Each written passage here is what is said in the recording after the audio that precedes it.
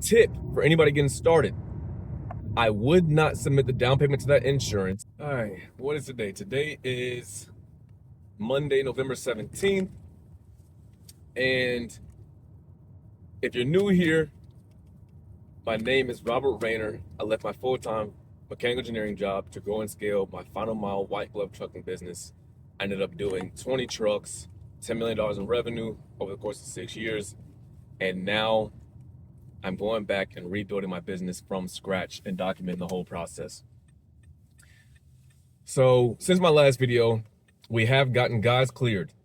We've gotten drivers and helpers cleared and compliant and in the system to run with Spirit Logistics on the Lowe's account here. Along the way, we have had drivers with bad MVRs, under 25 years old, and the quote to add them to the insurance policy, I thought that $3,000 one was bad. We had some guys that were $6,000 additional to the year. Some were $10,000. I think the highest one was $10,000 to add to my insurance policy for the year. Which obviously, like I said, at that point, it is not worth adding that driver to the insurance policy. I'm going to make them helpers. And so, like I said, that's just stuff that's happened along the way. And so now we have some guys who did come through. Like I said, the average are the good drivers who are above 25 at clean MVRs and weren't a huge risk. To add them to the policy was only $768 for the year, which is almost negligible. So to get quotes of $6,000, $10,000, there was no way I was adding them to the policy. It shouldn't cost that much. And so again, blessing in disguise, those are low risk drivers to add to the policy versus the high risk. It might end up saving my business in the long run. So blessed to be able to get some good drivers and some good helpers. So like I said, now we're at the point where we're getting ready to run trucks. And all I've used so far is Google Workspace. I had the spreadsheet, which I showed you in the other videos, that I use to keep track of guys and build my own pipeline. And then behind the scenes of that was Google Forms used to gather information and Google Classroom to watch some orientation videos. And so now we're at the point we're doing a meet and greet. We're lined up to run tomorrow, one truck.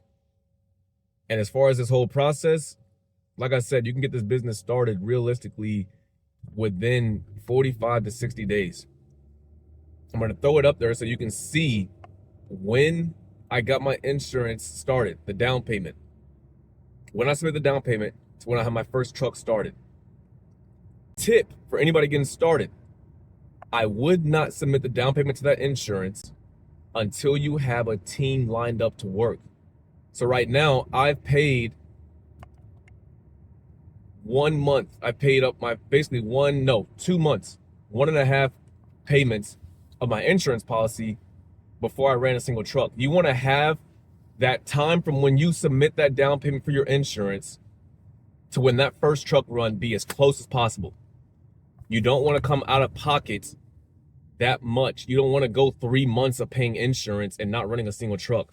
So you want to keep that stuff as close as you can. Don't submit the down payment for your insurance until you have a team ready to go and a contract ready. That's just the tip, because you'll save money that way. But yeah, so right now we're headed to a meet and greet. I scheduled a meet and greet with 4 of the guys who are looking to get started. And this is, like I said, so they can meet me, I can meet them, and show them what to expect on the first day. I'm really big on communication and getting with the guys before the first day running. If you're still hiring guys and your first time meeting them is the day you run a route in the truck, get rid of that. Drop that whole model. We doing stuff different. And so I'm headed to the warehouse now to do a meet and greet, probably do a little quick orientation of basically just what to expect for tomorrow.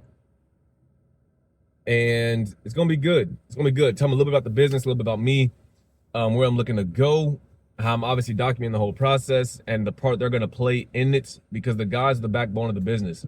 When I'm not there and I'm running around doing the business stuff, they're the ones in the trucks, doing the installs, doing the deliveries, and really just making the business run and make money. Like I wouldn't make any money if it weren't for these guys. So that's the next step from here. And looking forward to it. But like I said, stuff along the way that you have to keep pushing and push through. Getting those quotes back, going through that whole process of interviewing a driver, getting the documents and all that stuff to find out that I can't even add them to the insurance policy. It can knock the wind out the sails, but that's just a part of it. That's a part of building a business. It's the stuff people don't talk about, you don't see. There's gonna be setbacks, but you gotta push through them. You gotta push through them, and it makes it that much more rewarding. If every driver I submitted, I was able to add to my insurance policy, it'd be too easy. It wouldn't even be fun. Those setbacks are what make it fun. You gotta welcome those hard things. And obviously, like I said too, they're blessings in disguise. Because those guys could have been liabilities to my business. I don't even know it. But either way, that's what's going on. Headed to the first meet and greet right now to meet and greet for the guys, see what they're all about, and get ready for tomorrow. And of course, like I said, stuff that I didn't really show along the way, the back and forth with Spirit Logistics. Guys not knowing exactly how to use the background check portal. Because Lowe's is now doing the background checks, and they're using this third-party company called First Advantage. And so there's just all kind of stuff like that. And just the back and forth. There's just so many little nitty-gritty things that, like I said, I didn't show. But let's go ahead. We head to the warehouse now. Do this meet and greets. I did have to build out a new dashboard for the operations side. I'm going to show that probably in another video, maybe in this one. But for the operations of things, I have to build another dashboard to keep track of routes, keep track of route pay, guys worked, guys pay, and claims and all that good stuff. So like I said, I'm going to try to show that in another video. But right now, trying not to drive crazy, but I got to get to the warehouse. Meet and greet is scheduled in 5 minutes. I'm about 3 minutes out right now. First impressions are everything. Being late to the meet and greet is a red flag. The same way it's a red flag for me to guys, it's a red flag for them to me. Oh, boss man can't even be here on time. You cannot lead in a way in which you wouldn't want to be led. If I don't want guys late to the meet and greet, what do I look like showing up late to the meet and greet? And I'm big on leading by example. And also just being the boss you always wanted to have if you were working.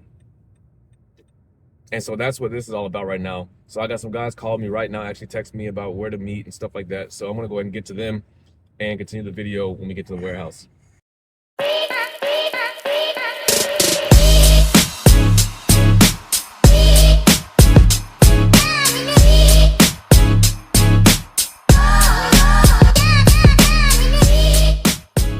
Okay, so we just finished up with our orientation and we got a solid group. That was my first time meeting everybody. And again, just let them know, of course, a little bit about me, a little bit about the business, where I've been, talking about the coaching, but also just those things that I'm looking to do and be as a boss. This is not the typical show they probably used to with other contractors. We are on a growth and development mission. And I told them, if you are looking to be stagnant and stay the same as when you just walk through that door, you're on the wrong team. I'm here to grow and develop not only a business, but as individuals. So if there is something you don't like about the business, the process, the work, let me know. And if you got goals, you got anything you're trying to do and achieve in the next couple of months, write it down. Don't be afraid to call me. I'm all about guys reaching their goals, reaching their fullest potential, and just doing those things. But man, it was good. I'm so excited. I am so excited for what the Lord is doing, not only in my life, obviously, but in the lives of the people that I'm meeting. And that's what it's all about. The money is cool, the business is cool, getting stuff started. It's the impact you can have on people, which you never know is going to happen. One of the dudes that we just met, he was 24 years old and just got that drive, got that hunger to grow and develop and just not stay the same. And I just told him, you're in the right spot, because that's exactly what we are on here. But it's crazy too, again, how the Lord can align people up. How he can line people up and how that energy, it gravitates to itself. And I end up, mentor mode without even trying to do it. But what an opportunity. And so now, of course, I'm headed back home and getting tomorrow lined up. End up meeting some of the new people with Spirit. We get some safety vests. Got to get the guys the tool list sent out. We got to get fuel cards lined up. I got to get a little checklist of everything I need to do basically between now and tomorrow. And do that pretty prompt, ASAP. But yeah, that's what we got going on right now. But I do think that is crucial. And I got to verify everybody's experience. That's basically all we did. We went over the whole process of loadout, checking in, knowing the expect for tomorrow. And I think it's crucial. We talked about everybody's experience too. I want to set these guys up for success as best as I possibly can. And I like to let them know too, it is open communication. If y'all have any problems at all, let me know. But why things like that are so important for your business, you got to get away from talking to somebody on the phone, them passing a background check on a drug screen and thinking they're going to be the best thing for your business. And again, it's all also how you package the job. The process of getting to that meet and greet was pretty extensive between applying for the job, booking your interview with Julie, my assistant, going through all the onboarding between the drug screen, the background check, all the way through the onboarding orientation videos in Google Classroom and the quizzes. And to then get to that point where you're meeting and greeting. There were guys who started that whole process and did not make it. That pipeline had probably about 15 to 20 people in it. And we now, just today, had 3 people show up. We were supposed to be 4, actually. One of the guys had a family emergency, something popped off, and he wasn't able to meet today, so now he will not be starting work tomorrow. But you see how it'll weed itself out, and how all the guys beat me there. They got there before me. I was probably 2 minutes late, that's on me. But these are the kind of guys you want working for your business. And how I was also able to establish the relationship at this meet and greet. We're not just taking anybody with a pulse and thinking that they can come work for my business and do this work. These guys were all vetted, screened, and had to go through the entire process. There's a beautiful part of that process and how it weeds people out. People who are not meant to be and working in your business will not make it through. Whether it be getting added to the insurance, not passing the drug screen, being scared to take the drug screen, can't pass the background check. That process in itself will weed people out. And then of course you got the hard part of having work experience. But not only does that weed people out, it packages the job very well. So when guys have to literally earn their way in the door versus just getting it, they're gonna respect the job more. And that's what's so important about the recruiting and onboarding part of your business. If you're struggling to keep up and hire good drivers, take a look at your onboarding, vetting, and recruiting process. That's where the issue is. You taking anybody with a pulse, you lowering your standards. You want somebody to start and work in the truck so bad, you want to get that truck running and rolling so bad, you're just throwing people in the truck. That's why you can't keep anybody. I just spent an hour and some change meeting and greeting everybody that's gonna work for my team and my business. Met them one-on-one, had one-on-one real conversations. Not just about trucking, not just about the business, about who I am as a person, as a man, and what I believe in. Talking about fatherhood, talking about raising kids, having great communication in your relationships. And not only that, but again, how all those things that show up in your personal life are gonna show up in your work, show up in your business every single time. But how those conversations, you start to build a relationship with your guys. It's not just to go up there and just talk and shoot shit. This is how you build a relationship with your team. That was a team bonding event almost. You could call it that.